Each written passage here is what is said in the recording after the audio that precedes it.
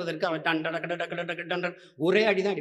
India வளர்கிறது, உலகமே எங்களை பார்த்து வியக்கிறது. அப்புறம் கடல்ல விட்டு என்னை வாழிட்டல்னா வியக்கம் என்ன பண்ணுவான்? தமிழ் தேசியத்தை ஏற்காமல் எதிர்க்கிற எல்லா இயக்கமும் என்.டி. ராமாராவோட தெலுங்கு தேசம் கட்சியோட, சந்திரபாபு நாயுடோட தெலுங்கு தேசம் கட்சியோட கூட்டணி வச்சிருக்கா இல்லையா? அப்ப அவருங்க வச்சா இனிக்குது, நாங்க வச்சா கசக்குது. அவர் பேசாம இருந்தா நான் வேற ஏதாவது இலக்கியம் பேசிட்டு, வரலாறு பேசிட்டு, அறிவியல் புவியியல் பேசிட்டு போயிருப்பேன். அவர் இப்படி சொல்றது அப்புறம் 1 மணி நேரம் வெறும் அரசியல் தான் பேசினேன். சோன் பப்படின்னு சொல்லிட்டு பானிபுரி வித்துறானே. 10 வருஷமா தான் அண்ணன் கத்தி பாக்குறேன். ஆனா என்னை பைத்தியக்காரனா தான் பாக்குறானே. இந்தியம் என்றாலே ஏமாற்று, திராவிடம் என்றாலே திருட்டு. இந்திய தேசியம் என்ற ஒன்று கிடையாது, அது உருவாக்கம். இந்தியா என்கிற ஒரு நாடு முன் எப்போதும் இருந்ததில்லை, அது உருவாக்கப்பட்டது. அதனால் இந்தியா அப்படிங்கிற ஒரு தேசம் கிடையாது, பல தேசங்களின் ஒன்றியம். அது யுனைடெட் ஸ்டேட் ஆஃப் அமெரிக்கா, அது யுனைடெட் கிங்டம், இது ஐரோப்பிய யூனியன் போல இது United State of India. India that is Bharat shall be a union of states, அதான் அரசியல் சாசனமே சொல்லுது. அதனால அது இல்லை. திராவிடம்ங்கிறது கருத்து உருவாக்கம். திராவிடர் இங்க யாரும் இல்லை, ஆனால் ஒன்றுதான் இருந்தது. தெற்காசிய முழுமைக்கும் பரவி வாழ்ந்தவர்கள் தமிழர்கள், மற்ற எல்லோரும் வந்து குடியேறியவர்கள் என்று நான் சொல்லல. அமெரிக்காவின் ஹார்வர்ட் பல்கலைக்கழக பேராசிரியர் பெருந்தகையில் டோனி ஜோசப்பும் ரிச்சர்டு மார்டினும் தன்னுடைய ஆய்விலே நிறுவி இருக்கிறார்கள். அதை ஏற்க அல்லது அதை மறுக்க இங்க யாரும் இல்லை. அதை ஏற்கல, அது குறித்து விவாதிக்கல, ஆனால் மறுக்க இங்க யாரும் இல்லை. பிறகு இந்திய அரசியல் சாசனத்தை வகுத்து கொடுத்த சட்ட மேதை அறிவாசான அம்பேத்கர் அவர்கள் இந்த நிலப்பரப்பு முழுதும் தமிழை தாய்மொழியாக கொண்ட நாகர்களை பரவி வாழ்ந்தார்கள், என்னுடைய மூதாதைகளின் மொழி கூட தமிழ்தான் என்று சொல்றார். அவருக்கு மேல சான்றுங்க எதுவும் தேவையில்லை. அப்ப இந்த நிலம் முழுமைக்கும் தமிழர் நிலம், இங்க தமிழர் தேசம், தமிழர் தாயகம் தான் இருந்திருக்குது. இமயத்தில் கொடியை நட்டான் இமயவரம்பன் நெடுஞ்சேரலாதன் என்றால் ஊரான் நாட்டில் ஓடி போய் நட்டுட்டு வந்திருக்க முடியாது. அப்பது என் தேசம். பகிருளை ஆற்றுடன் பன்மலை அடுக்கத்து குமரி கோடும் கொடுங்கடல் கொல்ல வடதிசை கங்கையும் இமயமும் கொண்டு தென் திசை ஆண்ட தென்னவன் வாழி என்று சிலப்பதிகாரம் பாடுது. கங்கையும் இமயமும் கொண்டு தென் திசை ஆண்ட தென்னவன் வாழி. அப்ப அவ்வளவு தூரம் பரவி வாழ்ந்திருக்கான். வடவேங்கடம் தென்குமரி ஆயிடை தமிழ் கூறும் நல்லுலக என்று தொல்காப்பியம் பாடுது, கூறுது. வடவேங்கடம்னா திருப்பதி நினைச்சுட்டு கூடாது. வெங்கடாசலதி கோயில் இருக்கிறதுனால நம்மளுக்கு அது வடவேங்கடம்னா திருப்பதியை நினைச்சிருப்பான். வடவேங்கடம்னா வட என்றால் இடம், வெங்கென்றால் வெப்பம். தக்கான பீடபூமி வரை பரவி வாழ்ந்தாங்கிறான் தமிழன். அப்ப இது என் தாயகம். நியாயமாக பார்த்தால், உண்மையை நீங்க உறக்க சொல்வதானால் பாரத நாடே பைந்தமிழர் நாடு என்றுதான் சொல்லணும். இந்தியான்னு இதுக்கு பேர் வைக்கல, அது வெள்ளக்கார வச்ச பேரு. கவிக்கோ அப்துல் ரஹ்மான் வெள்ளக்காரன் பெத்து போட்டு பேர் வளர்த்தா இவன் அப்ப முறை வச்சு கொண்டாடிட்டு இருக்கான்னு சொல்லிட்டு சொல்றாரு கவிக்கோ அப்துல் ரஹ்மான். அதனால அவ்வளவு பரவி வாழ்ந்த ஒரு பேரினம் குறுகி குறுகி காலடியில ஒரு நிலப்பரப்பு வச்சிருக்கு. அது இப்ப தமிழ்நாடுன்னு பேர் இருக்குது. நாடு தமிழ்நாடா இருக்குது. ஏன் இந்த அரசியல் அவசியம் அப்படின்னா, நாடு தமிழ்நாடாக இருக்கிறது, தமிழுக்கும் தமிழருக்கும் இது சுடுகாடாக இருக்குது. எங்கும் தமிழ், எதிலும் தமிழ். இதான் இந்த திராவிட ஆட்சியாளர்கள் வரும்போது முன்வைத்த முழக்கம். தமிழன் என்று சொல்லடா, தலை நிமிர்ந்து நில்லடான். இதெல்லாம் அவர்கள் முன்வைத்த முழக்கம். பாரதி சொல்றான்ல, யாமறிந்த மொழிகளிலே தமிழ் மொழி போல் இனிதானது எங்கும் காணோம்ங்கிறான். பாரதிக்கு திருப்பி நாம சொல்றோம், ஆமா பாரதி, எங்கேயும் காணா. நீ சொன்னது சரிதான், எங்கேயும் காணா. தமிழ்நாடுன்னு பெயர் வைத்து அரசு அலுவலகங்களில் தமிழ் வாழ்க என்று எழுதி வைத்து விட்டால் தமிழ் வாழ்ந்து விடுமா?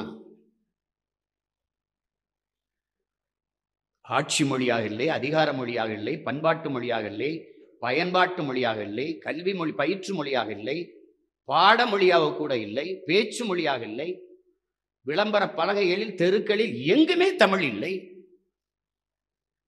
பிளாட்ஸ் இருக்கு, அடுக்கங்க இருக்கா, ஸ்ட்ரீட் இருக்கு, தெரு இருக்கா, அவனி இருக்கு, நிலச்சாலை இருக்கா, செக்டர் இருக்கு, எக்ஸ்டென்ஷன் இருக்கு, விரிவு பிரிவு இருக்கா? அப்ப தமிழ் இல்லை. இது தமிங்கில நாடாக, ஒரு தங்கிலீஷ் நாடாக திட்டமிட்டு மாற்றப்பட்டிருக்கு. அப்ப என்ன செய்யணும்? தமிழ் மீட்சியே தமிழர் எழுச்சி என்கிறார் தேவனைய பாவாணர். அப்ப தமிழ் மீட்சி வரணும் என்றால் தமிழ் தேசிய அரசியல் எழுச்சி வரணும். அதுதான் தமிழ் தேசிய அரசியலின் அவசியம்.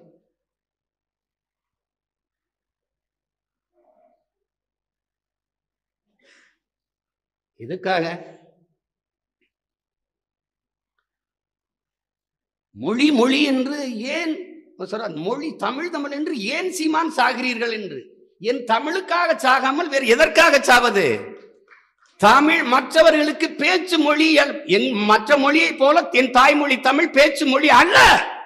அது என் மூச்சு மொழி, என் மூச்சு. அது தமிழுக்கும் அமுதென்று பேர். அந்த தமிழ் இன்பத்தமிழ் எங்கள் உயிருக்கு நேர்னா, என் உயிருக்கு சமப்படாது. சும்மா கருத்தை கடத்துவதற்கான மொழி அல்ல.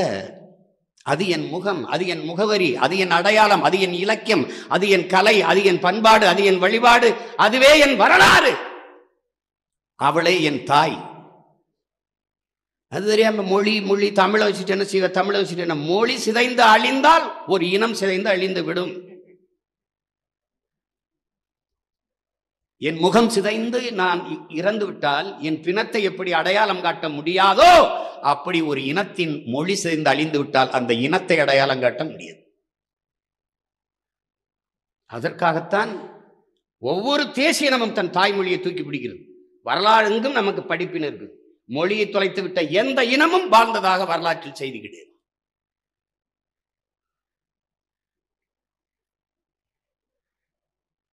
இயேசு பேசிய மொழி அரமைக்கு.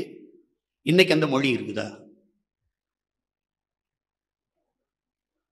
எல்லா மொழியும் அழிந்து கொண்டிருக்குது. ஹீப்ருல இருந்து கிரேக்க மொழியிலிருந்து எல்லாம் அழிந்து கொண்டிருக்கு. அப்படித்தான் நம் தாய்மொழியும் அழிந்து கொண்டிருக்கு. இங்க பேசிய வரவேற்று பேசிய என் தம்பி எல்லாம் பேசினாங்க, உலகின் முதல் மாந்தன் தமிழன், முதல் மொழி தமிழ். ஆதிகளில் காடுகளில் வாழ்ந்த மனிதர்கள் அங்கிருந்து இடம்பெயர தொடங்கிய போது அவர்கள் பேசிய மொழியில் இருக்கிற ஒளி வடிவமும் எழுத்து வடிவமும் இன்றும் தமிழில் இருக்கிறதுன்னு கால்டுவெல் போப் சொல்றார். இன்னைக்கு இருக்கு. நமது தாத்தா தேவனைய பாவாணர் தமிழ் 50,000 ஆண்டுகளுக்கு மூத்ததுன்னு ஆய்வுல நிறுவுகிறார். கால்டுவெல் போப் 80,000 ஆண்டுகளுக்கு மூத்ததாக கூட இருக்கலாம் என்று சொல்றார். அவ்வளவு பெரிய மொழியை அழிய விட்டுட்டு 400 ஆண்டுகளை கூட தொடாத இந்தியை படி, இந்தியை படி, இந்தியை படி அப்படின்னு. எதுக்கு இந்தி ஏன் நாம் படிக்கணும்? கேள்வி. வடநாட்டில் வேலை என்ன? அப்புறம் எதுக்கு ஒரு நாளைக்கு 15,000 பேர் இங்கே வரான் வேலைக்கு இந்தியை படிச்சுட்டு? இந்தியை தாய்மொழியாக கொண்ட மாநிலங்களை எல்லாம் வேலையில் தன்னிறைவடைந்து விட்டீர்களா? இந்த கேள்விக்கு பதில் இருக்கா? அப்ப 2 கோடி பேர் தமிழ்நாட்டில் என் தாயகத்தில் வேலைக்கு வந்து சோன் பப்படியும் சொற்றும் பானிபூரி வித்துறானே ஏன்? அதுக்கு பதில் இல்லை. எங்க சாப்பாட்டு மேசையை துடைக்கிறான், இங்கே வந்து நாத்து நட்டுக்கிட்டு இருக்கான், கரும்பு வெட்டிக்கிட்டு இருக்கான். அவன்லாம் யாரு?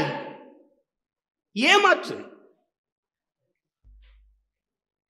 நீங்க ஒரு நாட்டை அழிக்கணும், ஒரு இனத்தை அழிக்கணும்னா யானைப்பட குதிரைப்படை கொண்டுட்டு வர வேண்டியதில்லை, பீரங்கி தூக்கிட்டு துப்பாக்கி தூக்கிட்டு வந்து சண்டாட்டு ஒரு உயிர் கூட போக வேண்டியதில்லை, ஒரு துளி ரத்தம் பூமியில் சிந்த வேண்டிய அவசியம் இல்லை.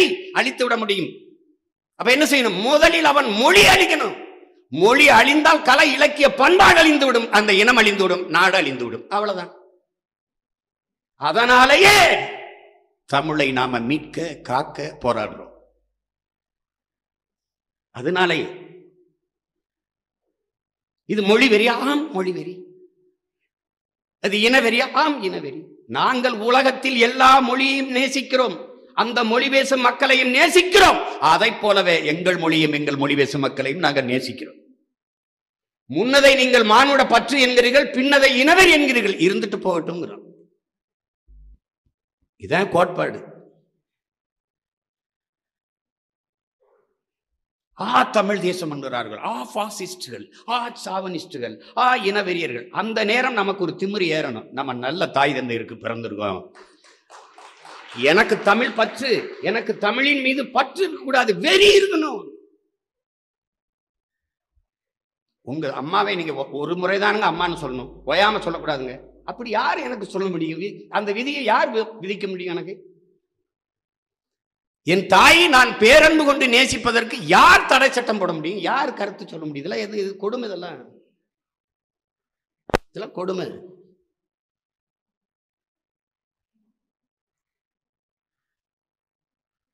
என் அன்பிற்குரிய சகோதர சகோதரிகளே, உங்களிடத்தில் உங்கள் அண்ணன் சொல்ல கடமைப்பட்டிருக்கேன். உலகத்தில் எல்லோரும் அவரவர் தாய்மொழியில் பேசிக் கொண்டிருக்கிறார்கள். நாம் அந்த மொழிகளின் தாய்மொழியில் பேசிக் கொண்டிருக்கிறோம் என்பதை நீங்கள் பெருமையோடு நினைவு கூறணும். பல்வேறு மொழிகளின் தாய் தமிழ். அமெரிக்காவின் மொழியியல் ஆய்வறிஞர் அலெக்ஸ் குலியர் ஒரு வெள்ளை பலகை அதிலே பாடம் நடத்தும் போது மாணவர்களுக்கு மொழியியல் ஆய்வறிஞர் சொல்கிறார், உலகில் முதல் மனிதன் பேசிய மொழி தமிழ் என்று எழுதுற குறிப்பிடுறாரு. வலைவெளியில் இருக்கு, தட்டி பாருங்க. நான் சொல்லல, நான் சொன்னா கூட ஒரு இனப்பற்று மொழி பற்றுல பெருமை பேசுகிறான் சீமான்னு நீங்க நினைக்கலாம். எவ்வளவு பெரிய சரிவு! அன்னைக்கு தமிழ் பயிற்று மொழியாக இருந்தது, ஆங்கிலம் பாடமொழியாக இருந்தது. ஒரு கேள்விதானே, எந்நாட்டு வரலாறை, எந்நாட்டு புவியியலை, எந்நாட்டு அறிவியலை, எந்நாட்டு வேளாண்மையை எதற்காக நான் ஆங்கிலத்தில் படிக்கணும்? அந்த கேள்வி எழுப்பணுமா வேணாமா? ஆங்கிலத்தில் வேளாண்மை விவசாய கல்வியை படித்து விட்டு எந்த நாட்டில் போய் நான் வேளாண்மை செய்ய போறேன்? என் இன வரலாறு நான் ஏன் இங்கிலீஷ்ல படிக்கணும்? கடைசியா என்ன வந்துட்டு? ஆங்கிலம் பயிற்று மொழியாகி தமிழ் பாடமொழி ஆயிடுச்சு. பிறகு என்ன வந்தது? தமிழ் விருப்ப பாடமா மாறிச்சு. எந்த தமிழனும் விரும்பல, தமிழ் செத்துருச்சு. இவ்வளவுதான். இப்ப இருக்கிற ஒரே வழி என்ன? தமிழ் தேச அரசியல் அதிகாரத்திற்கு வரும்போதுதான் தாய்மொழி மீட்சியுறும், தமிழன் எழுச்சியுறுவான். ஏன் அவசியம்னா, ஊழல் லஞ்சமற்ற நாடு படைக்கணும் நீங்க நினைக்கிறீங்களா? தொட்டதுக்கெல்லாம் காசு. படிக்கணுமா காசு, மருத்துவமனையில் படுக்கணுமா காசு, பாடையில போய் எரிக்கப்படணுமா காசு, காசு காசு காசு, பணம் பணம் பணம், ஊழல் லஞ்சம். ஊழலும் லஞ்சமும் தேசியமயமாக்கப்பட்டுருச்சு. இதை ஒழிக்க வேண்டுமா, மாற்ற வேண்டுமா? ஒரே வழிதான் இருக்கிறது, தமிழ் தேசிய அரசியல் எழுச்சி வரணும், வெற்றி பெறணும். வழி கிடையாது, வழி கிடையாது. ஒரு பணியிட மாற்றமா, ஒரு பணி நியமனமா, பணம். ஒரு உதவி ஆய்வாளரா, ஒரு காவலர் வேற ஒரு பகுதிக்கு பணிமாற்றம் செய்யணுமா, பணம். ஏன்னா பழகிருச்சு. ஊழல் லஞ்சம் பெறாதவனை பிழைக்க தெரியாதவன், அவன் வீண் என்று குறை சொல்லுகிற நாடாக மாறிட்டது. யார் மாத்துறது?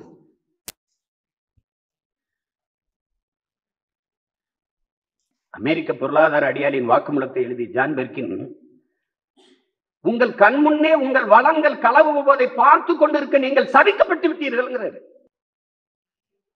ஆம், நாம் சபிக்கப்பட்டிருக்கிறோம். 32 ஆறுகள் தமிழ்நாட்டிலே, ஒரு ஆறு கூட உயிரோடு இல்லை. எப்படி சீமான் ஆறு உயிரோடு இல்லை? ஆறு செத்து போச்சு, சத்தியமா செத்து போச்சு. குளத்தை தனியா வெட்டுறா, குட்டையை தனியா வெட்டுறான்னு அவன் அவ்வளவே ஆறுக்குள்ள வெட்டிட்டான். 30 அடி 40 அடி ஆழத்திற்கு மணலை அள்ளி அள்ளி இரும்பு கை, இந்த கை ஒன்று பொக்கலின்னு வச்சு அள்ளி அள்ளி வித்து தின்னாச்சு. ஆறு செத்துருச்சு. ஆறு செத்துருச்சுன்னு எப்படி சொல்றீங்க? ஆற்று கரை ஓரத்திலே இருக்கிற பனையும் தென்னையும் கழுத்து முறிஞ்சு செத்து போச்சு. பனை மரம் 1000 அடிக்கு கீழே போய் தண்ணீரை உறிஞ்சி கொண்டு வந்து வாழக்கூடிய ஒரு தாவரம் இறந்து போகிறது என்றால் 1000 அடிக்கு கீழே வரைக்கும் தண்ணி இல்லை, நிலம் பாலைவனமா மாறிக்கிட்டு இருக்கு. ஆறு செத்து போச்சு. ஆறு எப்படி சாகும்? ஆற்றுக்கு மணல் என்பது மனித உடலுக்கு தோல். என் தோலை அப்படியே செதுக்கி எடுத்துட்டீங்கன்னா காற்றில் மிதந்து வருகிற நோய் தொற்று பட்டு நான் உடனடியாக மரணித்து விடுவேன். உலகத்தின் தலை சிறந்த நீர் வடிகட்டியும் மணல் தான், உலகத்தின் தலை சிறந்த நீர் தேக்கியும் மணல் தான். அது எப்படி தலை சிறந்த வடிகட்டி? கடல் நீர் உப்பு கரிக்கிறது, குடிக்க முடியல. ஆனால் 2 அடி அள்ளி வந்து மணலை தோண்டி தண்ணி அள்ளி குடிச்சா உப்பு கரிக்கல. காரணம், மணல் வடிகட்டி விடுகிறது. அந்த மண்ணை அள்ளி வித்து காசாக்குனது யார்? அறிவுபூர்வமா கேள்வியை நம்மள எழுப்புவான். மண் இல்லாம எப்படி, மணல் இல்லாம எப்படி வீடு கட்டுவாய்? தமிழ்நாட்டு மக்களின் மணல் தேவைக்குத்தான் இந்த ஆறுகளில் மண் அள்ளப்பட்டதா? அள்ளப்பட்டதா சொல்லுங்க. ஆந்திராவில் பாலாற்று மணல் கிடைக்கும், ஆந்திராவில் தாமிரபரணி ஆற்று, கேரளாவில் இந்த தமிழ்நாட்டு ஆறுகளின் மணல் கிடைக்கும் எழுதி வச்சு வைக்கப்படுது. அவன் மாநிலத்தில் மண்ணல்ல தடை இருக்கு. ஏன் மாநிலத்தில் எந்த தடையும் இல்லாமல் அல்லப்படுது? ஏன்? பணம். பணம். கிளாடு பூரிங்கோ பிரான்ஸ் மன்னியல் ஆய்வறிஞர் என் அன்பு உடன் பிறந்தார்களே, என் அன்பு பிள்ளைகளே ஓடி வாருங்கள். இன்னும் இருக்காரு, பிரான்ஸ்ல இருக்காரு. ஓடி வாருங்கள் என் அன்பு பிள்ளைகளே, நம் இயற்கை அன்னை, நம் பூமி தாய் சாக கிடக்கிறார், மரணப்படுக்கையில் கிடக்கிறார். அவளை காப்பாற்றுவதற்கு ஓடி வாருங்கள். ஆதியில் நாம் உணவிற்காக காடுகளில் வேட்டையாடினோம், கனிகளை உண்டோம், கிழங்குகளை உண்டோம். நம் தாய் கன்னிகளியாமல் கற்போடு இருந்தால் ஆறு ஆறாக இருந்தது, ஏரி ஏரியாக இருந்தது, மலை மலையாக இருந்தது. பிறகு இவர்கள் பண வேட்டைக்கு ஆடினார்கள். பசிக்கு வேட்டையாடும் போது இருந்துச்சு, பணத்திற்கு வேட்டையாட தொடங்கினார்கள். நம் தாய் 18 வயதிலேயே பாட்டியாகிவிட்டால், இப்ப மரணப்படுக்கையில் இருக்கால், காப்பாற்ற ஓடி வாருங்கள். யார் காப்பாற்றுறது? அவளை மரணப்படுக்கை தள்ளுன இந்த பண வேட்டைக்காரர்கள் யார்? ஒரு கோட்பாடு தான் என் உடன் பிறந்தார்களே. ஒரு நாட்டின் எதிர்காலம் என்பது அந்த நாட்டின் வகுப்பறையில் தீர்மானிக்கப்படுது. ஒரு நாட்டின் நலன் என்பது அந்த நாட்டின் ஒவ்வொரு வீட்டின் சமையல் அறையில் தீர்மானிக்கப்படுது. ஒரு நாட்டின் வளம் என்பது அந்த நாடு பெற்றிருக்கிற நிலத்தின் வளத்தை பொறுத்து அமைகிறது. அந்த நாடு பெற்றிருக்கிற நிலத்தின் வளம் என்பது அந்த நாடு பெறுகிற நீரின் வளத்தை பொறுத்து அமைகிறது. அந்த நாடு பெறுகிற நீரின் வளம் என்பது அந்த நாடு பெறுகிற மழையின் வளத்தை பொறுத்து அமைகிறது. அந்த நாடு பெறுகிற மழையின் வளம் என்பதே மலைகளின் வளத்தை பொறுத்து அமைகிறது. ஆனா எங்க மலை இருக்கு? ஆற்று மணல் முடிந்த பிறகு மலை மணல், எம் சாண்ட். எங்கிருந்து அருவி வந்தது, அருவியில் இருந்து ஆறு வந்தது. அந்த அருவிதான் சிறு குறு கற்களை உருட்டி கொண்டு நொறுக்கி வந்து மேலே மணலாக படிய வைத்தது. இந்த மணலை முடித்து விட்டு எங்கிருந்து அருவி வந்ததோ அந்த மலையை கை வச்சு தகர்க்கிறார்கள். எம் சாண்ட், கல்குவாரி, கிரஷர் போட்டு நொறுக்கிறான். என்ன ஆகும்? என்ன? நாடு பாலைவனமா மாறும். முல்லையும் குறிஞ்சியும் முறைமையில் திரியின் நல் இயல்பு இழந்து நிலம் நடுக்குற்று பாலையனும் படிமம் கொள்ளுங்கிறார். எத்தனை ஆண்டுகளுக்கு முன்னாடி நம்ம பாட்டன் இளங்கோவடிகள் பாடிட்டு போயிருக்காருன்னு பாருங்க சிலப்பதிகாரத்தில். மலை அழிச்சு முல்லையும், முல்லை நிலம், முல்லையும் குறிஞ்சியும், மலையும் மலை சார்ந்த இடமும், காடும் காடு சார்ந்த இடம். மலை காடெல்லாம் அழிச்சிட்டா நிலம், மூணாவது நிலம் மருத நிலம், மருதத்திணை. அது என்ன? நிலம் நல்லியல்பை இழந்து நடுக்குற்று பாலையனும் படிமம் கொள்ளும். நாடு பாலைவனமா போயிரும். அப்பவே கணிச்சிருக்காரு, இந்த பயில எல்லாத்தையும் அள்ளி தின்னுட்டு வித்துட்டு போயிடுவாங்க. 10 வருஷமா தான் அண்ணன் கத்தி பார்க்குறேன். ஆனால் என்னை பைத்தியக்காரனை தான் பார்க்குறான்னு சொல்லி இதெல்லாம் அவனுக்கு புரிஞ்சதா புரியலையான்னு ஒன்றும் புரியல. என்ன கொடுக்கும் பாருங்க. கேரளாவில் அவன் கேரளாவில் அந்த மண்ணின் மகன் ஆட்சி செய்யறதுனால அவன் விளிங்கத்தில் அதானி ஒரு துறைமுகம் கட்டுறாரு. அதுக்கு 80 லட்சம் டன் அவனுக்கு கற்கள் தேவைப்படுது. 80 லட்சம் டன் கற்கள், அதை மூடுறதுக்கு, கடலில் கல்லை போட்டு மண்ணை மூடுறதுக்கு, தண்ணி வராமல் தடுக்கிறது. அவன் மலையை தொடாம என் மணலை கன்னியாகுமரியிலேருந்து என் மலையை வெட்டி எடுத்துட்டு போறான். 80 லட்சம் டன், 50 லட்சம் டன் போயிடுச்சு, போயிட்டு இருக்கு. ஏன்? அந்த மண்ணின் மகனே அங்க ஆள்றான். அதான் இங்க இருக்கு சிக்கல். நாங்க தமிழ் தேசம் பேசுறது உங்களுக்கு இவ்வளவு வெறுப்பா இருக்குன்னா, நாங்க பிறக்கிறதுக்கு முன்னாடி என் டி ராமராவ் தெலுங்கு தேசம்னு கட்சி ஆரம்பிச்சாரு. அப்ப ஏன் நீங்க யாருமே எதிர்க்கல, யாருமே பேசல? அவர் இன்னைக்கு தமிழ் தேசியத்தை ஏற்காமல் எதிர்க்கிற எல்லா இயக்கமும் என் டி ராமராவோட தெலுங்கு தேசம் கட்சியோட, சந்திரபாபு நாயுடோட தெலுங்கு தேசம் கட்சியோட கூட்டணி வச்சிருக்கா இல்லையா? அப்ப அவருங்க வச்சா இனிக்குது, நாங்க வச்சா கசக்குது. இது என்ன வேற்றுக்கரக சொல்லு நினைச்சிங்களா? தமிழ் தேசம்ங்கிறது நாடு தமிழ்நாடு, தேசம் தமிழ் தேசம். இங்கு வாழுகிற மக்கள் அவர்களுடைய மொழி, கலை, இலக்கியம், பண்பாடு, வேளாண்மை, அவனுடைய பாட்டு, இசை, கூத்து, விளையாட்டு, இதெல்லாம் பொருளாதாரம், அரசியல், இதுக்கெல்லாம் ஒரு அரசியல் இருக்குல்ல. இது தமிழ் தேசம். இந்த அரசியல் எல்லாம் தமிழ் தேச அரசியல், அவ்வளவுதானே. இதுல என்ன உங்களுக்கு வெறுப்பு வருது? அவ்வளவு ஒவ்வாமை இதுல இதன் மேல ஏன் கேட்குது?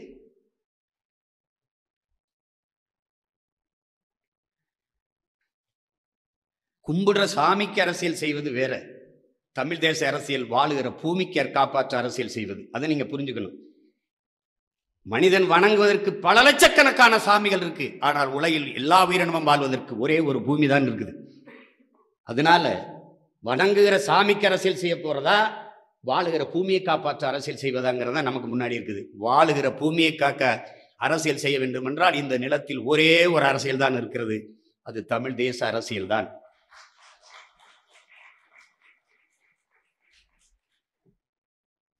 அதை விளங்கணும். சும்மா இந்திய கட்சி, இந்திய ஒன்றிய கட்சிகள் இதை பத்தி கவலைப்படாது. ஒரு கட்சிக்கு சாமி இருந்தா போதும். பாகிஸ்தான் பக்கத்து நாடு பசுமாடு ஜெய் ஸ்ரீராம் கோஷம் இருந்தா போதும். அது அதை வச்சு வண்டி ஓட்டிடும். இவங்களுக்கு ஒன்றும் இல்லை. we are all Hindus. அது RSS BJP. Yes we are all Hindus. இது காங்கிரஸ். அவன் சவுண்ட் இந்துத்துவா, அவன் soft Hindutva. That's all your honour. இவ்வளவுதான் உங்க கோட்பாடு, இவ்வளவுதான். இது ரெண்டும் ஓடும்.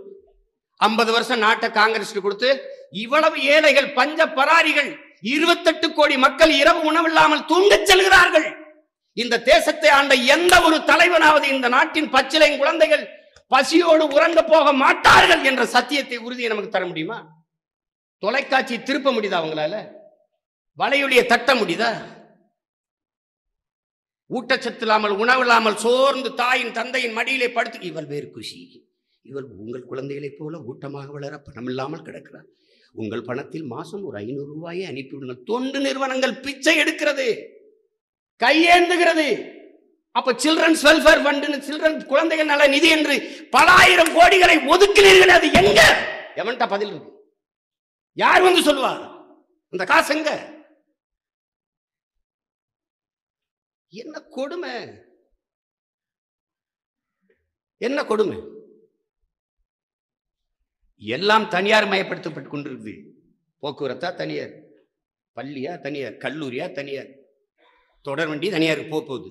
ராணுவத்தில் 60-100 விழுக்காடு அந்நிய முதலீடு வந்துட்டு. ராணுவ ரகசியம்லாம் நீங்க நீ பேசிட்டு இருக்க முடியாது. என்ன ரகசியம் உங்களுக்கு இருக்கும்? நீ அமெரிக்காவில் பீரங்கி வாங்குற, போர் விமானம் வாங்குற, பிரான்ஸ்ல ரபேல் விமானம் வாங்குற, இஸ்ரேலில் பீரங்கி வாங்குற, ரஷ்யாவில் துப்பாக்கி வாங்குற. இதெல்லாம் அவன்கிட்ட வாங்கிட்டு எந்த நாட்டோட சண்டை போட்டு என்ன காப்பாற்ற போற? சொல்லுங்க. எந்த சரிக்காது, எந்த நாட்டில்? அதில் நான் பிரான்ஸில் போய் அப்படி தரம் உயர்ந்த விமானத்தை இந்தியாவுக்கு கொடுக்கணும்னு அவர் ரபேலில் ஒரு தரம் உயர்ந்த விமானத்தை ஒன்று தயாரித்து கொடுக்குறானா? அதே பாகிஸ்தான் கேட்டாலும் அவன் காசு வாங்கிட்டு விற்பான். அவன் சந்தை வச்சிருக்கான், ஆயுத விற்பனை சந்தை வச்சிருக்கான். அவன் யார் காசு கொடுத்தாலும் கொடுப்பான். இல்லை இல்லை, நான் இந்தியாவுக்கு தான் கொடுப்பேன், வேற எந்த நாட்டுக்கும் கொடுக்க மாட்டேன். அப்படிலாம் ஒப்பந்தம் போடுறானா? நீங்க என்ன நம்பிட்டு இருக்கீங்க? இந்த ராணுவம்லாம் நம்மளை பாதுகாக்கணும்ட்டு. கொடுமை. குரங்கணில தீ பிடிச்சி சுற்றுலா போன பிள்ளைகளை சுத்தி வளைச்சு தீ பிடிச்சிருச்சு. உலகத்துல சின்ன சின்ன நாடு, ஒரு 4 லட்சம் 5 லட்சம் 10 லட்சம் மக்களுக்கு கொண்ட நாடுலாம் உளங்குருதி இருக்குல்ல, ஒரு தட்டான் பூச்சி மாதிரி ஒரு உளங்குருதி சர சர சரன்னு வந்து பொடி அப்படி மணலையும் பொடி அப்படி தூக்கி அணைச்சிட்டு ஓடிடுறான். அரை மணி நேரம் 1 மணி நேரத்தில் நடந்துருது. இவ்வளவு பெரிய நாடு, நாங்க பெரிய ராணுவம் வச்சிருக்கோம்னு சொல்ற நாடு. அப்ப அம்மையார் நிர்மலா சீதாராமன் தான் ராணுவத்துறை அமைச்சர், பாதுகாப்புத்துறை அமைச்சர். அது என்ன நீங்க காப்பாற்ற? ராத்திரியில் எங்கிட்டு போய் தேடுறது? ஒருவேளை ராத்திரியில் நமக்கு சீனாவுக்கும் போர் வந்துருச்சு, இருங்க காலையில சண்டையை வச்சுக்கிறோங்க, என்னங்க ராத்திரியில வந்தீங்கன்னா எப்படிங்க அப்படி சொல்லுவீங்களா? எப்படி எப்படி இருக்கு பாருங்க, கொடுமை. கடல்ல என்ன கொட்டிடுச்சு எண்ணூர்ல. என் தம்பிலாம் வந்திருக்காங்க கோவிலில், நாங்கெல்லாம் போய் நின்னோம். எங்கள் ஐயா கக்கன் ஐயாவுடைய பேத்தி தான் அவங்க மாவட்ட அப்போ ஆட்சி பண்ணி வாளிக்கிட்ட எழுதி ஊற்றிட்டு இருந்தாங்க எண்ணெயை.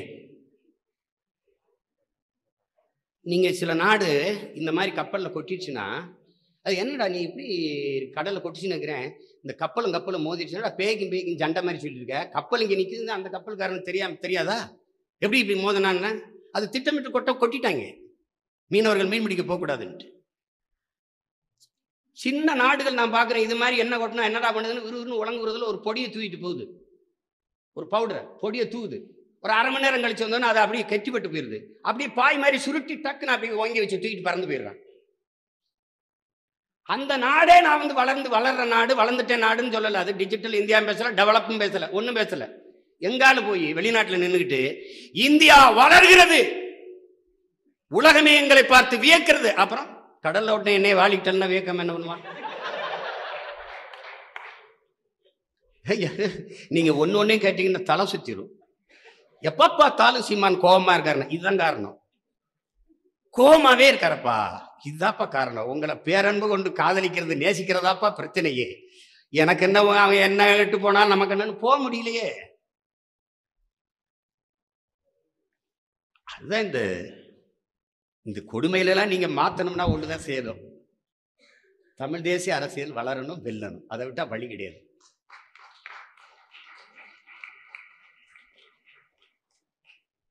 இந்தியம் என்றாலே ஏமாற்று, திராவிடம் என்றாலே திருட்டு, தமிழ் தேசியம் ஒன்றுதான் மாற்று. அதை நீங்க நல்லா கவனிச்சுக்கணும்.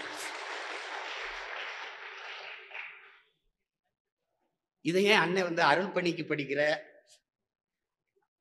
அருள் சகோதரி ஆகிறதுக்கு படிக்கிற பிள்ளைகள்ட்ட இவ்வளவு பேசிக்க தெரியக்கூடாது. மாற்றம் என்பது நம்ம ஒவ்வொருவருக்குள்ளேருந்து வரணும். நீங்களும் உங்களால் இயன்ற வரைக்கும் விதைங்க. ஓசோ சொல்றான்ல, என் இரு கைகள் நிறைய விதைகள், நான் விதைத்துக் கொண்டே இருக்கிறேன். எவ்வளவு முளைக்குதோ முளைக்கிட்டு அதை தான் நம்ம செய்யணும். ஒவ்வொரு நாளையும் நீங்கள் அறுவடைக்கான நாளாக பார்க்காதீர்கள், ஒவ்வொரு நாளையும் விதைப்பதற்கான நாளாக பாருங்கள்னு. என்னை விட அதிகமாக உங்களால் விதைக்க முடியும். நாளைக்கு அருள் தந்தையராகி அருள் பணிக்கு நீங்கள் போகும்போது சந்திக்கிற மக்களிடத்தில் எல்லாம் தூய அரசியலை விதைக்கணும், நல்ல அரசியலை விதைக்கணும். நீங்க பாருங்க, மு வரதராசனார் சொல்றாரு, நல்ல கருத்தை உருவாக்கி விட்டால் தவறான அரசாங்கம் உருவாகாதுங்க. அப்படி உருவானாலும் அது நிலைக்காது. இறைப்பணி புனிதமானது, ஆனால் அதற்கிணையாக புனிதமானது நல்ல அரசியலை வளர்த்தெடுப்பது, நல்ல அரசியலை உருவாக்குவது. நீங்க நல்லா கவனிச்சுக்கிறீங்க. படிக்க முடியாத குழந்தைகளை படிக்க வைக்கிறது சேவைதான், அது தேவை. மரக்கண்டுகளை நட்டு வளர்ச்சி வளர்ப்பது, சூழிகளை பாதுகாப்பது, அது தேவைதான், அது தேவை. வயதானவர்களுக்கு உணவளித்து முதியோர்களும் வைத்து அவர்களை பாதுகாப்பது சேவைதான், அது தேவை. ஆனால் ஒரு நல்ல அரசியலை உருவாக்கி ஒரு நல்ல அரசை அமைய செய்து விட்டால் இந்த சேவை தேவைப்படாத அரசே செய்யும். புரட்சியாளர் சேகவரா சொல்றான்ல, மக்களின் விருப்பத்திற்கேற்ப ஆட்சி செய்கிற ஒரு அரசு அமைந்து விட்டால் அதை விட மகிழ்ச்சிகரமான ஒன்று உண்டா? நான் எனக்கோ என் குடும்பத்திற்கோ எது ஒன்றையும் சேமித்து வைக்கவில்லை. காரணம், என் மக்களுக்கானதை மக்களின் அரசு தந்துவிடுங்கிறான். அப்படி மக்களுக்கான அரசை நாம் நிறுவுவதற்காகவும் நல்ல அரசியலை இந்த நிலத்தில் விதைக்கணும்.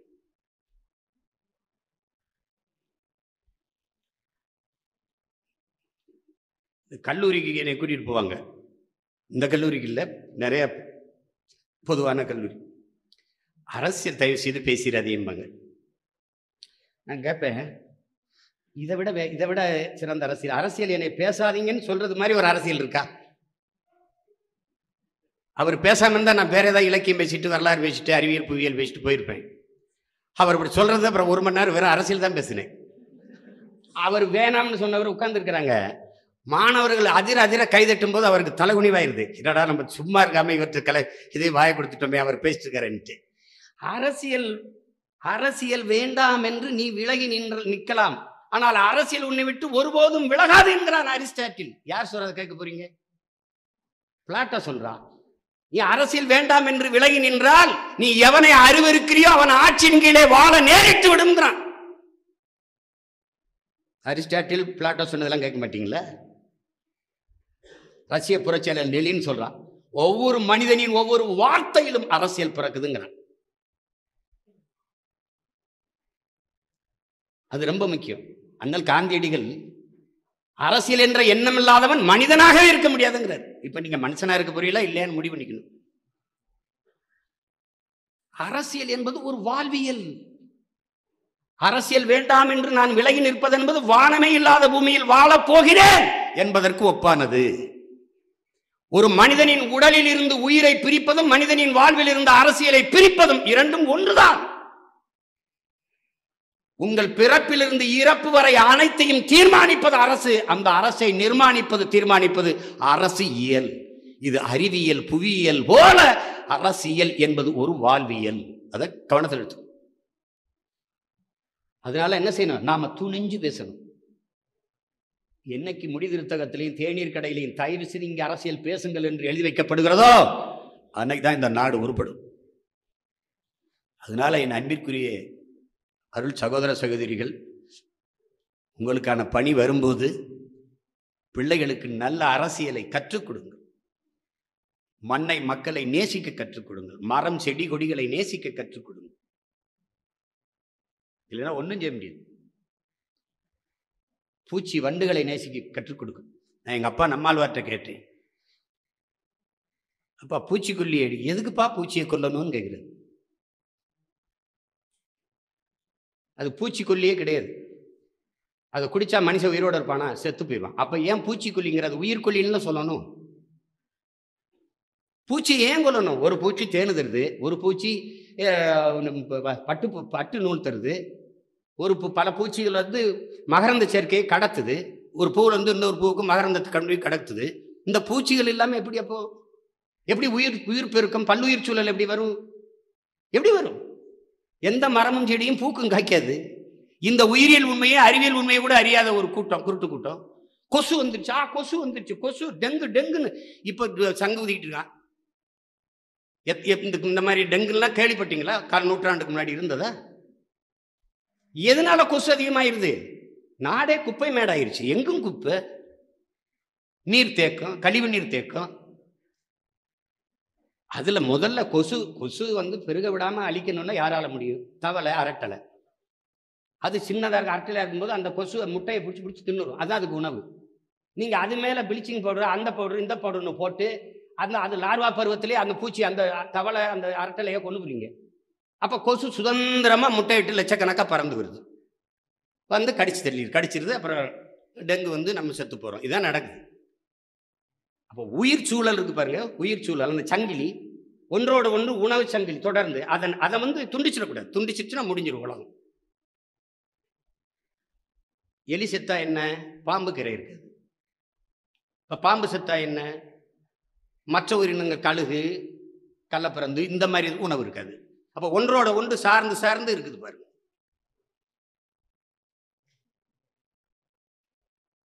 இரவுல ஆந்தை முழிச்சிட்டு வரும். ஆந்தைக்கு உணவு இந்த எலி, பாம்பு, இது போன்றது தான். அப்போ நம்ம ஒவ்வொன்றும் அந்த உணவு சங்கிலி அறுத்துட்டா உயிர் சூழல் பெருக்கம் இல்லை, உயிர் தொடர்ச்சி இல்லை, சுழற்சி இல்லை. அப்போ நம்ம அழிவை நோக்கித்தான் நகருவோம். காக்கை செத்துட்டா என்ன? மைனா செத்துட்டா என்ன? சிட்டுக்குருவி செத்துட்டா என்ன? இப்படி யோசிச்சுட்டு இருந்தா என்ன? எல்லாம் செத்துட்டா நாம செத்துருவோம். காக்கை சாகும்போது பார்க்க நம்ம இருக்கோம், நாம சாகும்போது பார்க்க யாரும் இருக்க மாட்டான். காக்கையின் பயன் என்ன? அது தவசத்துக்கு சோறு வைக்கும்போது அப்பா அம்மா இறந்துட்டா சோறு வைக்கிறது, அது சாப்பிட்றதுக்கு தானே காக்கை. எத்தனை மரங்கள், வேப்ப மரம் எவ்வளவு பழக்குது, எவ்வளவு பழுக்குது, எத்தனை பழத்தை கீழே கொட்டுது வேருக்கு கீழே. ஒரு செடி முளைக்குதா? ஒரு வேப்ப மரம் கண்ணு முளைக்குதா? முளைக்காது. எப்போதும் முளைக்கும். காக்கை அதை தன் உணவுக்கு சாப்பிட்டு கழிவா போடணும்.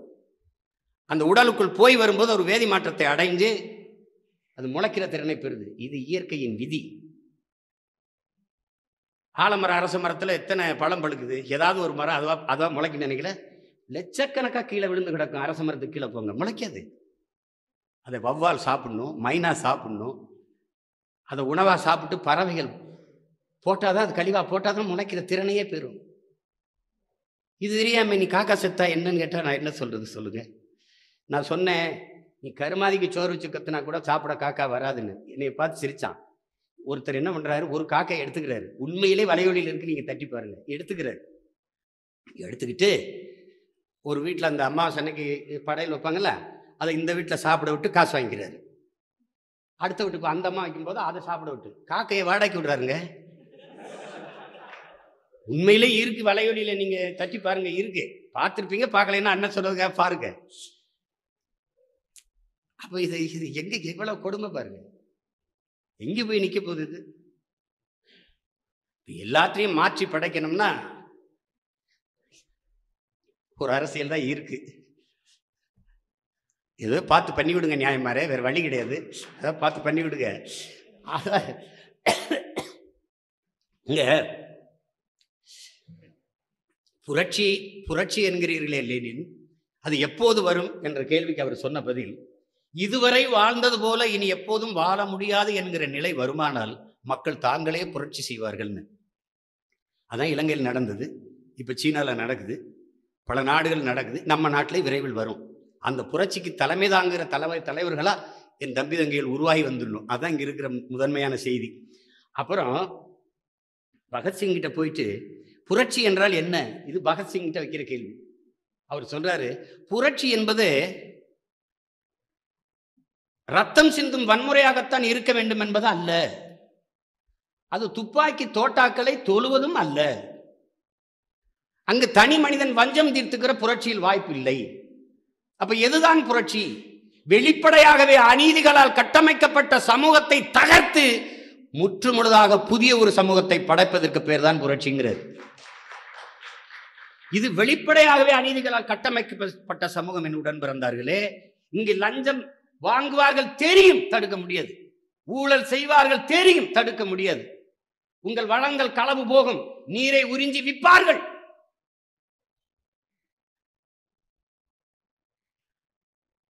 நீங்க ஆஸ்திரேலிய பேராசார் பில் மொலிசன் போயிட்டு இருக்காரு, ஒரு பழங்குடி, அவர் விவசாயம் பண்றாரு, மலை அடிவாரத்துக்கு கீழே ஒரு குச்சி அப்படி குத்தி குத்தி அதில் விதையை போட்டு அப்படி தண்ணீரை விட்டு மணலில் அப்படி விரலால் மூடிட்டே போகிறார். அங்கே ஒருத்தன் நூற்றுக்கணக்கான ஏக்கரை வச்சு டிராக்டரில் உழுது உழுது உழுது உழுது விதைச்சிட்டு போயிட்டு இருக்கான். அவர் செய்கிற விவசாயத்துக்கு நீங்கள் செய்கிறதுக்கு என்ன வித்தியாசம்? நாங்கள் தாயின் மாரில் பால் குடிக்கிறோம், அவர் அந்த மாரை அறுத்து ரத்தம் குடிக்கிறாருன்ட்டு.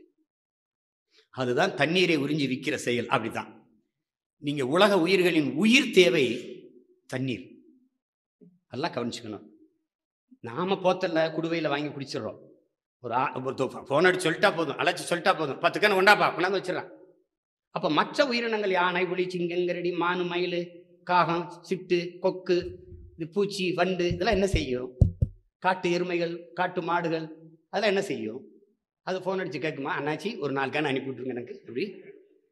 அப்ப இது எவ்வளவு பெரிய பச்சை துரோகம் பாருங்க. மானுட சமூகம் மற்ற உயிரினங்களுக்கு செஞ்ச காரணம் சந்தை.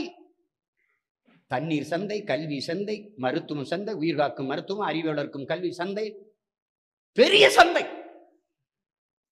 நான் வர்ற வழியில மட்டும் 6 மருத்துவமனை இருக்கு. மருந்து கடைகள் நிறைய இருக்கு. மருந்து தரமா இருந்தா மருத்துவமனை குறைவா இருக்கும், மருத்துவமனை தரவா இருந்தா மருந்து கடை குறைவா இருக்கும். ஆனா ரெண்டுமே தரம் இல்லை. இதுதான் பிரச்சனைங்க.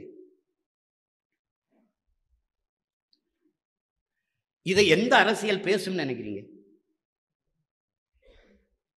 உலக உயிர்களை, சூழியலை நேசிச்சு நீங்க, எங்க அப்பா நம்மாழ்வார் இன்னைக்கு பிறக்கிற குழந்தைக்கு 25 ஆண்டு கழித்து பூமியில் வாழ இடம் இருக்காது, அப்படி இருந்தால் அது வாழ்கிற இடமாக இருக்காது.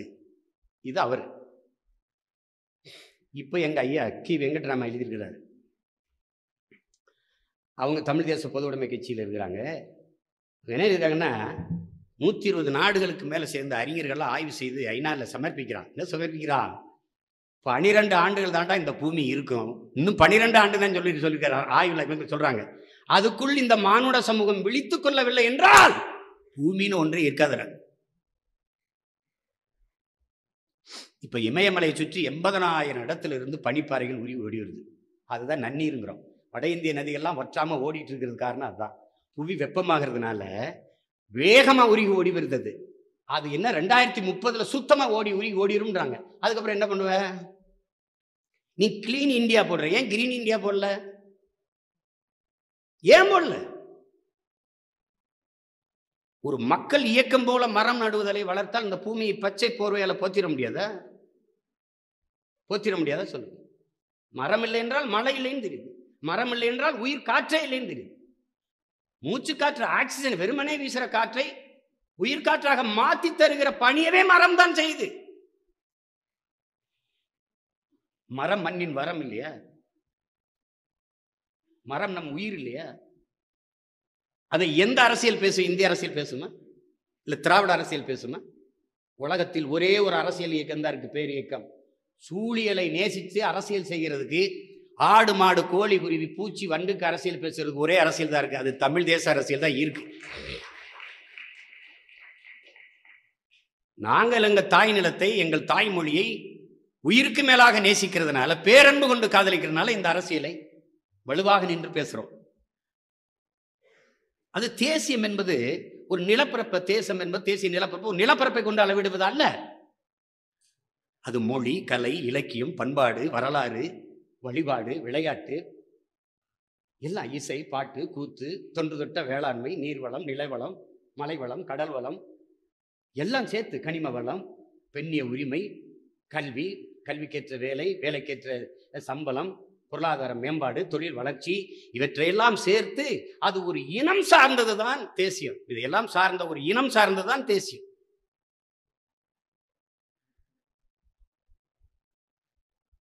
அப்படித்தானே இருக்கு, உலகம் பூரா அப்படித்தான் இருக்கு. ஒரு மொழியை பேசக்கூடிய மக்களின் கூட்டம் நிலைத்து வாழக்கூடிய நிலப்பரப்பை கொண்டிருப்பார்களே ஆனால் அது ஒரு தேசிய இனம். அது தனக்கேயான கலை, இலக்கியம், பண்பாடு எல்லாவற்றையும் கொண்டிருக்குமே ஆனால் அது மிக மூத்த தேசிய இனம், மிக பெருத்த தேசிய இனம். அப்படிதான் தமிழ் மிக மூத்த ஒரு தேசிய இனத்தின் மக்கள் தமிழ் குடிகள். அது எல்லாத்தையும் அழிய கொடுத்துட்டு என்ன பண்றது? என் கண்ணுக்கு முன்னாடி என் கலை செத்துக்கிட்டு இருக்கு. பெருத்த பூதம் போல வந்த சினிமா, ஒரே ஒரு விளையாட்டு கிரிக்கெட்டு, அத்தனை தனித்திறன் விளையாட்டையும் ஒழிச்சிட்டு, வட்டெறிதல், குண்டெறிதல், ஈட்டியெறிதல், நீளம் தாண்டுதல், உயரம் தாண்டுதல், எதுலேயும் இருக்கும். எதுக்கும் புகழ் வெளிச்சம் இல்லை. ஒரே ஒரு கலை சினிமா என்கிற பூதம். கரகாட்டம், பொம்மலாட்டம், பாவக்கூத்து, காவடி ஆட்டம், மயிலாட்டம், மானாட்டம், எல்லா ஆட்டத்தையும் தின்னுட்டு, ஒயிலாட்டம், கும்மி எதுவும் கிடையாது. இப்ப என்ன இருந்துச்சு? அரசு விழாக்கள்லையும், திருமண விழாக்கள்லையும், நிகழ்வுகள்லையும் கேரளாவினுடைய சண்டமேளத்தை கொண்டு வந்து அடிச்சு, அது காடுகளில் விலங்குகளை விரட்டுவதற்கு அவன் ஒரே அடிதான் அடிப்பான். ஆனால் என்னுடைய தொன்மை இசை வடிவமான நாயனம் தவுள், நாயனத்து நாதசுரத்துல நீங்க சிங்கார கொஞ்சம் சலங்கையில சிங்கார வேலனே தேவா அந்த பாட்டை ஒரு தடவை அண்ணன் சொன்னதுக்காக போட்டுக்கலுங்க. உயிரை உருக்கும் இசை. ஐயா காரைக்குடி அருணாச்சலம் வாய்ச்சிருப்பாங்க. தில்லான மோகனம் பாருங்க, நொடிக்கு நொடி இசையை மாற்றி மாற்றி கொடுத்து அது உயிரை மயக்குகிற ஒன்று இசை என்பது. நீங்க சண்டமேளம் அடிச்சா யாருக்காவது சாமி வருமா? ஆனால் எங்கள் நாயனந்தோல் அடித்தா சாமி வராது இருக்காது. எங்கள் பறை அடித்தா என்னை கேட்பேன், அந்த தமிழர்களை எப்படி கண்டுபிடி பேசிமா? கூட்டமாக இருக்கிற இடத்துல பறை எடுத்து அடி, எவன் தன்னை அறியாமல் ஆடுறானா அவனே தனியாகிடு, அவன்லாம் ஏன் நாயனந்தவள் எதுக்கு அடிக்கிறான்? நம்ம ஊரில் கொட்டு கொட்டுறான செத்தவனுக்கு எதுக்கு? கடைசி மருத்துவன் அவன் தான். ஏன்னா என் பரம்பரை மரபணுல இசை ஊறி இருக்குது, இந்த சத்தம் ஊறி இருக்குது. மருத்துவர் கைவிட்டு பிணமா நான் படுத்து கிடக்கும் போதும் அடித்து பார்க்குறான். ஒரு துளி உயிர் துளி இருந்தால் கூட நரம்புல முறுக்கேறி எந்திரிச்சிட மாட்டான். நான் அது நடக்கலைன்னா அவ்வளோதான், முடிஞ்சுட்டான், புதைச்சிருங்கன்னா அவன் கடைசி மருத்துவர் கைவிட்டார்னா விட்டார், அவ்வளோதான். அந்த மாதிரி இசை வடிவம் விழாக்களில், கோயில் விழாக்களில், திருவிழாக்களில் மாடிட்டு இருந்தோம், திருமணங்கள்லாம் வாசிக்கிட்டு இருந்தோம். இன்னைக்கு எங்க பார்த்தாலும் சண்டை மேலும். அப்போ ஒரு கண் முன்னாடி உன் கலை வடிவம் செத்து போச்சு. இப்போ உழைப்பிலிருந்து முதல்ல மொழியிலிருந்து தமிழர்கள் வெளியேற்றப்பட்டார்கள், அப்புறம் வரலாற்றிலிருந்து, அப்புறம் வழிபாட்டிலிருந்து, அப்படி போயிட்டு எல்லாம் போய் கடைசியா உழைப்பிலிருந்து வெளியேறின பிறகு இப்ப அந்த உழைப்பின் தேவை இருக்குது, வெளியிலிருந்து வரலாம், வட மாநிலத்தை வந்து ஏறலாம். 2 கோடி. இவன் அவனுக்கு வாக்குரிமை கொடுத்துட்டா இந்த நிலத்தின் அரசியலையும் அதிகாரத்தையும் அவன் தீர்மானிச்சிருவான். அரசியலும் அதிகாரம் அவன்கிட்ட போயிட்டா நான் தானாகவே அடிமையாயிருவேன். ஏற்கனவே அப்படித்தான் ஒரு நிலத்துல நாங்கள் அடிமையாகி அடித்து விரட்டப்பட்டு ஏதிலிகளாக உலகெங்கு ஓடி போயிருக்கிறோம். ஆனால் இங்கிருந்து நாங்கள் விரட்டப்படுவதற்கான வாய்ப்பு கண்ணுக்கு தெரியுது. அப்போ எப்படி எழுச்சி வராமல் எப்படி இருக்கிறது? எப்படி இருக்கிறது? இப்போ ஒருவேளை தமிழ் தேசிய அரசியல் வலுப்பெற்று நாங்கள் எங்கள் கையில் அதிகாரம் இருந்தால் வட மாநிலங்களெல்லாம் இன்னர் லைன் பெர்மிட் எடுத்து தான் போக முடியும். வடகிழக்கு மாநிலங்களில் திரிபுரா, நாகாலாந்து, மேகாலயெல்லாம் நாங்கள் போகும்போது, நானே போகும்போது எடுத்துக்கிட்டு தான் போனேன். எங்கே போய் தங்குவீங்க, எத்தனை நாள் தங்குவீங்க, எந்த விடுதியில் இருப்பீங்க, என்ன விலைக்காக வந்திருக்கீங்க, எல்லாம் கொடுத்துட்டு தான் போகணும். ஆனால் இவனுக்கு வேலைக்கு நம்ம உழைப்பிலிருந்து ஏன் வெளியேற்றப்படுறோம்? ஒரு தாழ்வு மனப்பான்மை. தச்சு வேலை எங்கே செய்யறதில்லை, அதை சிங்கப்பூரில் செய்யறது. கம்பி கட்டுற வேலை எங்கே செய்யறதில்லை, அதை மலேசியாவில் செய்யறது. ஆடு மாடு மேய்க்கிறது இங்கே அவமானம், ஆனால் துபாய், அரபு நாடுகளில் போய் ஒட்டகம் மேய்க்கிறது வெகுமானமா? அது வருமானமா? இது ஒரு இழி சிந்தனை. தாழ்வு மனப்பான்மையில் தாழ்ந்து விழுந்த சமூகம் தமிழ் சமூகம். அது புரிஞ்சுக்கணும். தன்னிடத்தில் இருப்பதை விட பிறரிடத்தில் இருப்பது உயர்ந்தது என்கிற இழி சிந்தனையால் இந்த இனம் வீழ்ந்து போனது.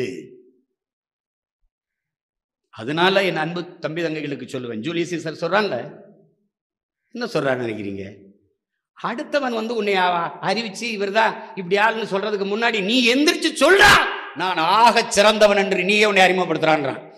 அப்படி தமிழ் பிள்ளைகள் ஒவ்வொருவரும் நாங்கள் ஆக சிறந்த பேரினத்தின் பிள்ளைகள் என்ற பெருமிதமும் திமிரும் கொண்டு அலையணும்.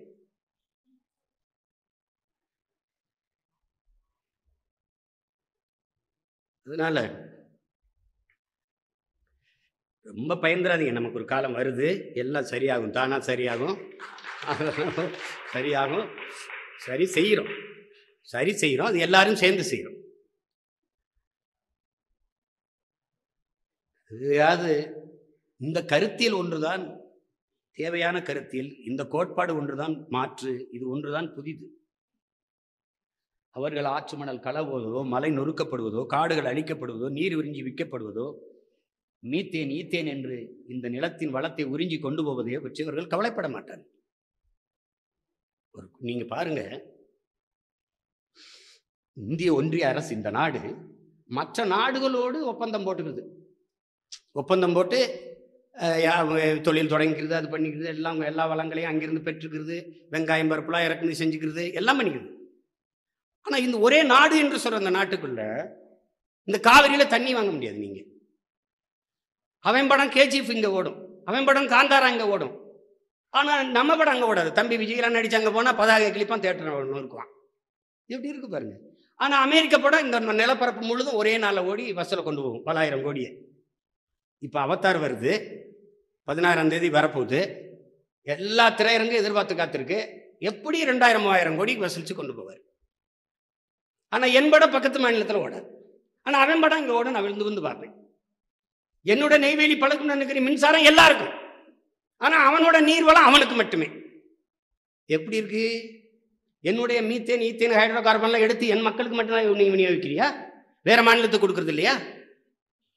இது என்ன கொடுமை பாருங்க, எவ்வளவு பெரிய தன்மான இழப்பு பாருங்க. இது தமிழர்கள் பேரன்பினாலும் பெருந்தன்மையினாலும் பிழை செய்து வீழ்ந்தவர்கள். நம்முடைய பேரன்பை அவன் ஏமானித்தனம் பைத்தியக்காரத்தனம் நினைச்சிடக்கூடாது இல்லையா? இதை பேசுறதுக்கு ஒருத்தருக்கும் துணிவில்லை. ஏன்னா எல்லாரும் பயப்படுவான். அண்ணன் இவ்வளோ பேசுறேன்ல, எல்லார் வீட்டிலையும் ரைடை போடுறான்ல, என் வீட்டில் ஒரு ரைடை போட சொல்லு, போட மாட்டான். ஏன்னா தெரியும் என்கிட்ட ஒன்றும் இல்லைன்னு. பேசுறதுக்கு ஒரு துணிவு இருக்கணும், அதுக்கு நேர்மை இருக்கணும், உண்மை இருக்கணும். அவன் தான் அஞ்சாம எதிர்த்து சண்டை போட முடியும். அதை விட்டுட்டு ஏதோ ஒன்று நடக்குது. அதனால தமிழ் தேச அரசியலை இன்னைக்கு இல்லை, நீங்க இன்னைக்கு பேசுறதை விடுங்க, நீண்ட காலமா பேசி வர 13 ஆண்டுகளா. இதில் வலையொலியில் என் பேச்சுகள் நிறைய விளக்கி பேசியிருக்கேன் இது குறித்து. அதை நீங்க தட்டி பார்க்கலாம். சீமான் ஸ்பீச் அபவுட் தமிழ் தேசம் அப்படின்னு போட்டிங்கன்னா ஓடியாந்துடும். யூடியூப் பூரா அண்ணன் தான் இருக்கேன். நீங்கள் ஒரு கருத்து போட்டால் கூட என் முகம் இருக்குது. இதில் என்ன வருன்னு தட்டி பார்த்தா எனக்கு அதுக்கு சம்மந்தம் இல்லை. அப்போ ஏன் என் முகத்தை போட்டான்? அப்போ தான் திறக்கிறான்றான். ஒன்றும் உங்களை திட்டணும், இல்லைன்னா புகழணும், 2ல் ஒன்று தான். அப்போ அது ஒன்றும் பண்ண முடியாது. அதனால இது வேண்டாத அரசியல், இது ஏதோ ஆபத்து அப்படிலாம் நினைக்காதீங்க. இதை நேசிப்பாங்களா, வெல்லுமா, அதெல்லாம் யோசிக்கக்கூடாது. 3வது பெரிய கட்சின்னு நான் சொல்லலை, தேர்தல் ஆணையம் சொல்லுது. நான் 3வது பெரிய கட்சியாக வருவேன்னு என் கட்சிக்காரன் நம்பியிருக்க மாட்டான். இவ்வளவு காலம் தாக்கு பிடிச்சி 13 ஆண்டுகள் ஒன்றும் இல்லாமல், ஒரு பின்புலம் இல்லாமல், ஊடக ஆதரவு இல்லாமல், பொருளாதார வலிமை இல்லாமல் இவ்வளவு காலம் சண்டை செஞ்சிருவாரா? இவ்வளவு காலம் நிப்பனானே அவங்க நினைக்கவே இல்லை. ஆனால் நின்றுருக்கோம். இப்போ வளர்ந்துகிட்டு இருக்கு. 7 விழுக்காடை 14 விழுக்காடு ஆகிறது பெரிய வேலை இல்லை, 14 24 ஆகிறதும் பெரிய வேலை இல்லை. 3ஆவதாக இருக்கிற ஆள் முதல் இடத்துக்கு வர்றது ஒன்றும் இல்லை. அவ்வளோதான். இன்னும் கொஞ்சம் முயற்சி பண்ணால் முதல் இடம், அவ்வளோதான். எப்படி பார்த்தாலும் வெற்றிக்கு ஒரே வழிதான் இருக்கு, கடுமையான உழைப்பு. கடுமையாக உழைப்பும் வெல்லும். நம் இலக்கு ஒன்றுதான், இனத்தின் விடுதலை. இனம் ஒன்றாவோம், இலக்கை வென்றாவோம். என் அன்பு சகோதர சகோதரிகள், நீங்கள் எதிர்காலத்தில் உங்களால் முடிந்த வரைக்கு இந்த தூய அரசியலுக்கான விதையை தூவிக்கொண்டே இருங்கள். ஒரு நாள் முளைக்கும். நாம் அறுவடை செய்யவில்லை என்றாலும் அடுத்த தலைமுறை உறுதியாக அதை அறுவடை செய்யும். தமிழ் சமூகம் மீளும், ஏழும், வாழும். நன்றி, வணக்கம்.